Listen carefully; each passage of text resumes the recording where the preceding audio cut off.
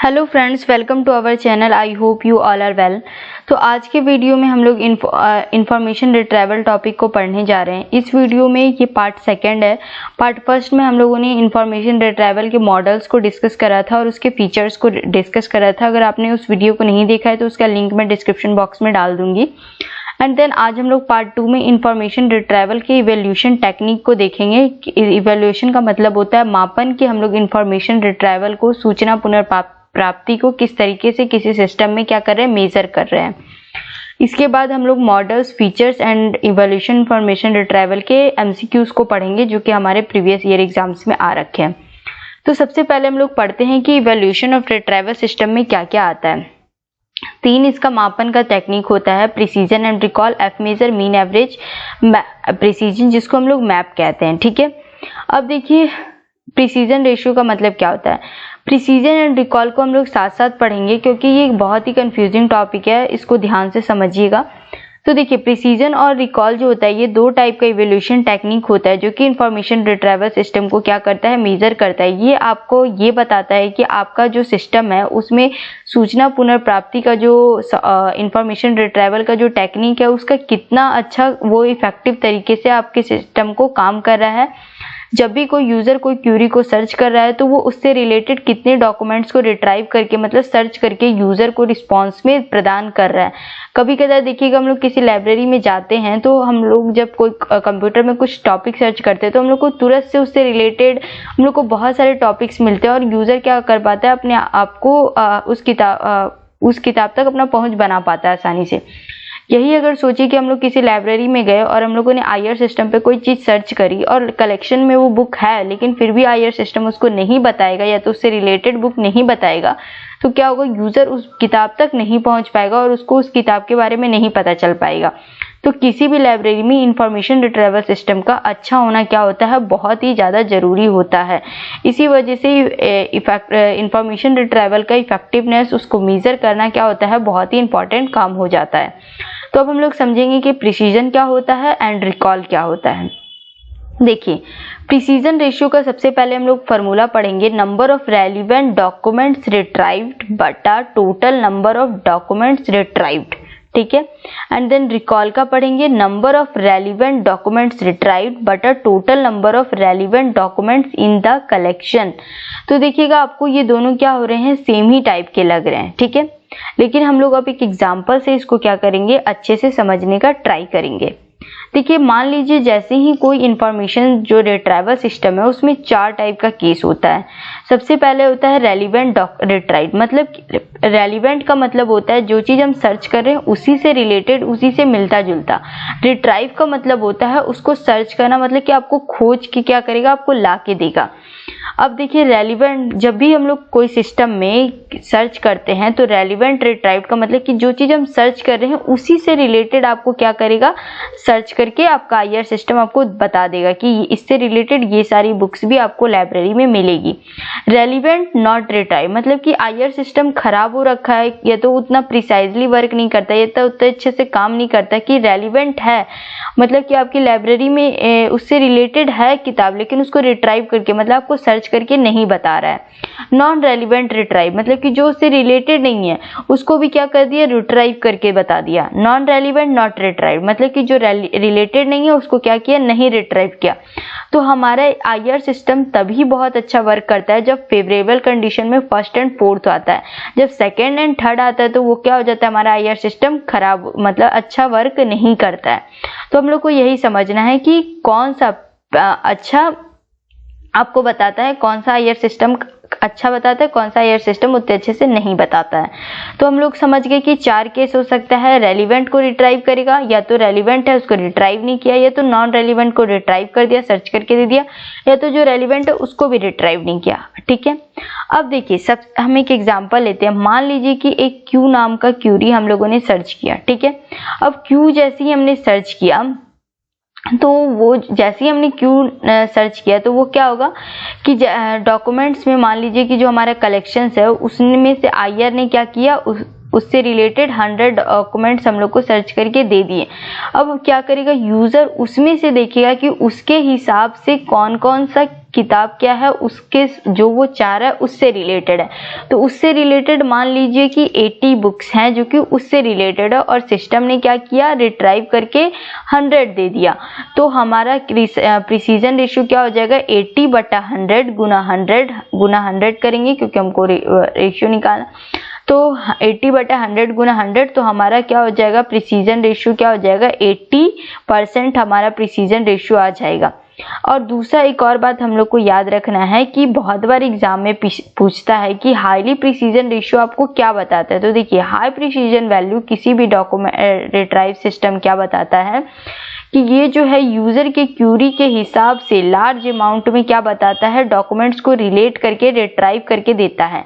मतलब कि जब किसी भी आईआर सिस्टम का हाई प्रिसीजन वैल्यू होगा तो इसका मतलब ये है कि इस लाइब्रेरी का जो आईआर सिस्टम है वो यूजर के हिसाब से लार्ज अमाउंट में उससे रिलेटेड डॉक्यूमेंट्स को सर्च करके देता है। वहीं अगर लो प्रिसीजन वैल्यू है तो ये बताता है कि बहुत सारे डॉक्यूमेंट्स को ऐसा रिट्राइव कर दिया है जो कि यूजर से रिलेटेड नहीं है, इररिलेवेंट है। समझ गए? अब देखिए रिकॉल रेशियो क्या होता है। अब देखिए रिकॉल रेशियो में क्या होता है कि मान लीजिए हमारा यूजर ने क्या किया, एक क्यू नाम का डाउट डाला इंफॉर्मेशन रिट्राइवल में। अब आईआर ने क्या किया, उससे रिलेटेड 120 क्या किए बुक्स को, डॉक्यूमेंट्स को रिट्राइव करके हमें दे दिया। जब उसके बाद यूजर ने चेक किया कि हमारा कितना जो 120 दे रखा है उसमें से हमारे से रिलेटेड कितने रेलिवेंट डॉक्यूमेंट्स है, तो वो टोटल हमारा 90 निकल के आया।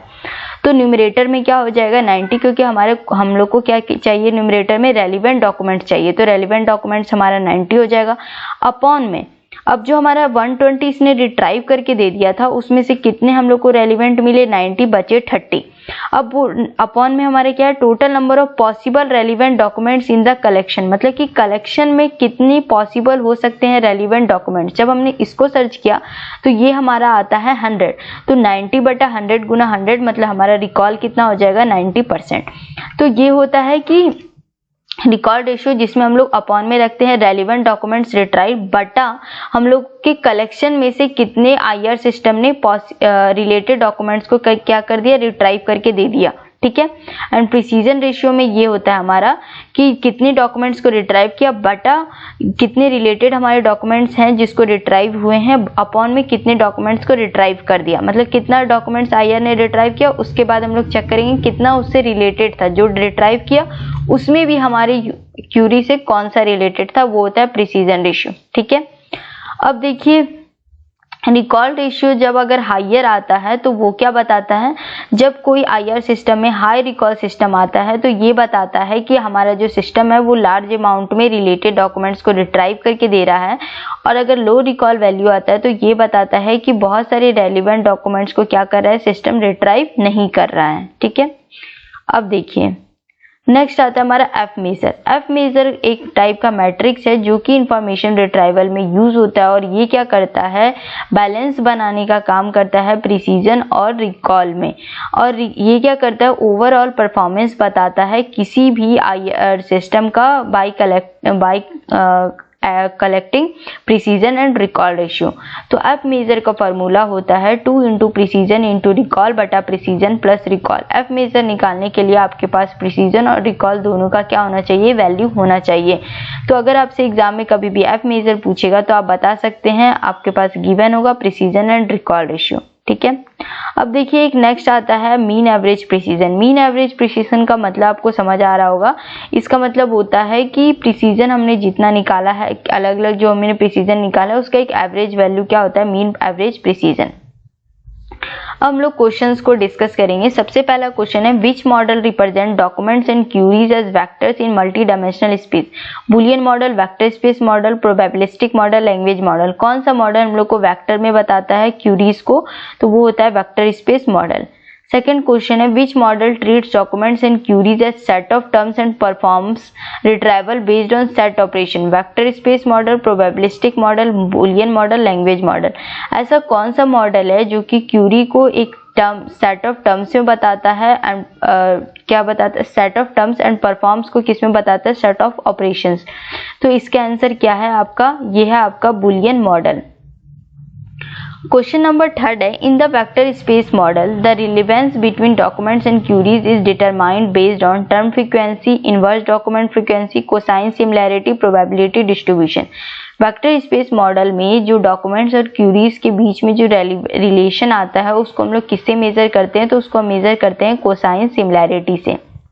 क्वेश्चन नंबर 4 है, the probabilistic model ranks document based on term frequency, inverse document frequency, probability of relevance given the query cosine similarity. Probabilistic model में जो भी हम लोग डॉक्यूमेंट को रैंकिंग देते हैं वो किसके हिसाब से देते हैं, तो वो हम लोग किसके हिसाब से देते हैं, probability of relevance given the query. Question number 5 है, precision and recall are commonly used metrics to evaluate the effectiveness of vector space model, Boolean model, probabilistic model, all of the above. Precision and recall जो metrics है ये किसके लिए use किया जाता है, किसकी इफेक्टिवनेस को प्रोबेबली मेजर करने के लिए, तो ये इसका आंसर है ऑल ऑफ द अबव, सारे मॉडल्स के इफेक्टिवनेस को मेजर करने के लिए। क्वेश्चन नंबर 6 है, mean average precision is commonly used to evaluate the performance of information retrieval models, recommendation system, question answering system, all of the above. Mean average system जो है commonly किसके performance को evaluate करने के लिए major use किया जाता है, तो इसका आंसर है all of the above.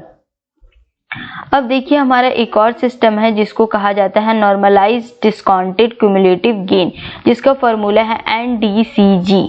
Normalised discounted cumulative gain is a metric used to evaluate the effectiveness of search engines and recommendation system in ranking the relevance of retrieved documents or items. It measures how well the system ranks relevant documents or items higher in the list compared to less relevant ones.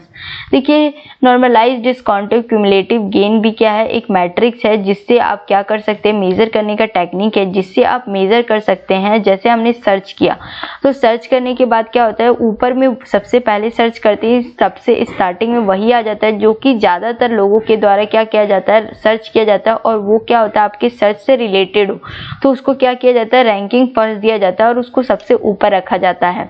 तो ये क्या बताता है, ये चीज, ये जो major करने का टेक्निक है ये मेजर करता है कि किस तरीके से कोई भी सिस्टम रिलेवेंट डॉक्यूमेंट्स और आइटम्स को क्या करता है, किस तरीके से रैंकिंग करता है और किस तरीके से जो लिस्ट में सबसे कम लेस है, जो सबसे कम रेलिवेंट है, उसको अपने रैंकिंग सिस्टम में कहाँ रखता है।